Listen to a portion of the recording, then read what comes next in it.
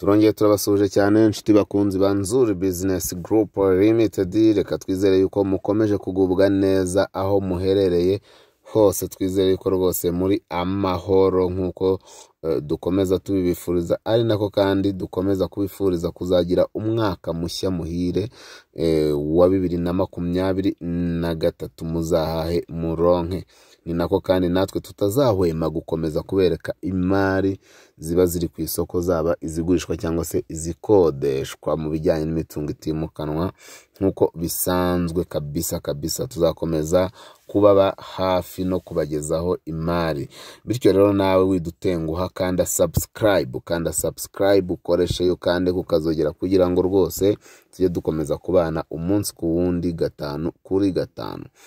Nkuko rero muri kubireba tugiye kubereka ahantu hanini cyane hari ku isoko, ahantu hanini cyane hari ku isoko, kandi noneho si ukuba hanini gusa, harimwo n'amazu, kandi amazu meza, amazu manini.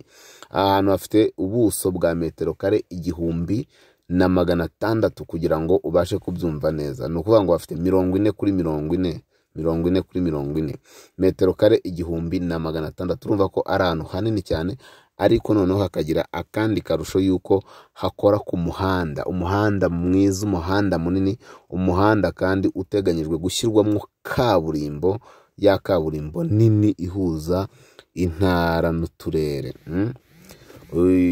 Ntabwo rero ukwiriye gucikwa rwose n'iyi mari kabisa, kubera ko ni inzu nziza, n'amazu meza, kandi ari ahantu hanini, kandi hari ibikorwa by'iterambere. Ngira ngo rero mwatangiye mubona inzu imwe ya blocks misa nituzuye neza. Iranzu ni inzu 3 zifatanye z'icyumba na salo, hanyuma noneho tukaba tugiye kubereka inzu nini ifite ibyumba 5 na douche na toilette 2, ikagira salon ndetse na salle à manger, kandi noneho ikaba yubakishije amatafari ahiye yose.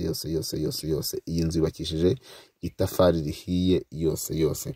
Yes, ntabicishije amatsiko rero, ahantu ushaka kwibaza utese nahagana hehe. Ahantu ni mu karere ka Rulindo, ahazwi nka Mugambazi ni hano hirya urenze Nyacyonga rwose. Kubazi za Nyacyonga ukomeje mu Gatsata ukarenga Karumu ukagera Nyacyonga, urakomeza warangiza ukazamuka ukajya aho bita Mugambazi, ni mu karere ka Rulindo. Murabona ko iyi nzu rwose ari inzu nziza cyane. Urabona hari abakiyubaka, tuba tuvuga ibintu ariko tubaha n'ibimenyetso. Urabona ko ari amatafari ahiye nkuko ndi kubabwira. Muraza gutangazwa cyane n'igiciro cy'aha hantu, muraza gutangazwa n'igiciro cy'aya mazu. Ni amazu ushobora kugura akazakugirira umumaro kandi munini cyane mu minsi iri imbere. Hahandi ushobora gushyira hoteli, hahandi ushobora gushyira amaduka, hahandi ushobora gushyira ikira kitu, kubera yuko nkuko nabibabwiye umuhanda izi nzu zubatseho ni umuhanda munini bagiye gushyiramo kaburimbo iri principale, cyangwa se kaburimbo nini cyane. Ndabaha amakuru rwose mu kanya gatoya cyane. Murabona rero ukuntu hameze ko ari ahantu heza, harimo inzu nziza rwose. Iyi nzu kandi nta nubwo iramara imyaka myinshi, ni inzu rwose imeze neza. Ya nama douche n'amatoilette byo hanze. Urabona yuko ari ahantu hateganyijwe n'ibikorwa binini, ari naho gushyira ibigega by'amazi, ikiraro n'ikigega kiri munsi. Donc ni ahantu hateganyijwe ibikorwa bikomeye. Ushaka kubaka akabari, ushaka kubaka guest, ushaka kubaka motel, ushaka kubaka hotel, amashambure. Iyi nzu ubwayo ifite amashambure 4, douche na toilette 2, salon, salle à manger, ndetse na parking na jardin binini cyane. Urumva ntago parking na jardin byareka kuba binini mu kibanza gifite ubuso bwa metero kare 1600. Amanex rero urabona hari amazu atararangira yubatswe n'amaproxima. Hari indi mwabonye nayo igiye kurangira ikinze. Iyi ngiyi murabona yuko nayo ari yindi nzu, kandi rwose ni ahantu hanini cyane kandi heza. Reka kandi twongere kubibutsa gukanda subscribe, ariko kandi tubibutsa yuko kubamenyere yuko Nzuri Business Group Limited ibiro byacu biba ku Muhima kuri Yamaha. Suko bikimeze uyu mwaka tuwutangiriye mu mujyi rwagati, twabegereye kubera yuko office za Nzuri Business Group Limited kuri ubu ngubu zimukiye mu mujyi rwagati mu nyubako ya Centenary House. Centenary House ni inyubako ndende cyane ifatanye na Simba Supermarket mu mujyi wa Kigali rwagati.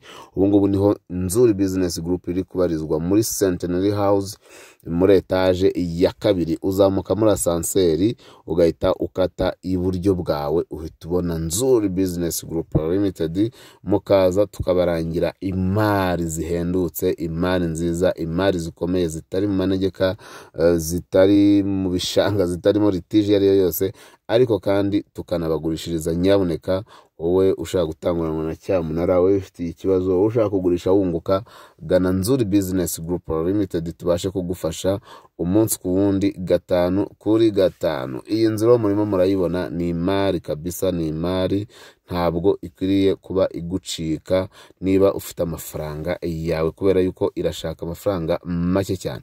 Nkuko rero nakomeje mbivuga, iyi nzu iri ku muhanda ugiye kujyamo kaburimbo. Wakwibaza utese ni ihe kaburimbo? Mwari muzi yuko umuhanda uca Mugambazi, mwari muzi yuko ariho hagiye kujya kaburimbo ijya i Musanze, ijya mu majyaruguru, ijya za Rubavu.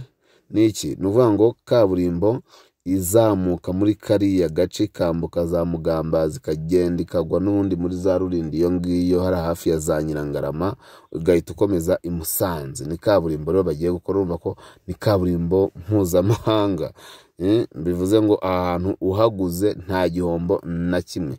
Ubundi igihombo kire cyo kugura inzu y'amatafari ahiye ingana y'ibyumba 4, dushe na toilette ebyiri, salo, salamanje, parking, jardin, ifite n'amanex angana kuri ya wabonye, iri mu kibanza noneho gifite metero kare. Urugi rwa portail rwo uza amafaranga rugura, izi nkingi z'amabuye zubatse aha uza amafaranga zihagaze, kiriya gisengera amabati uza amafaranga yes.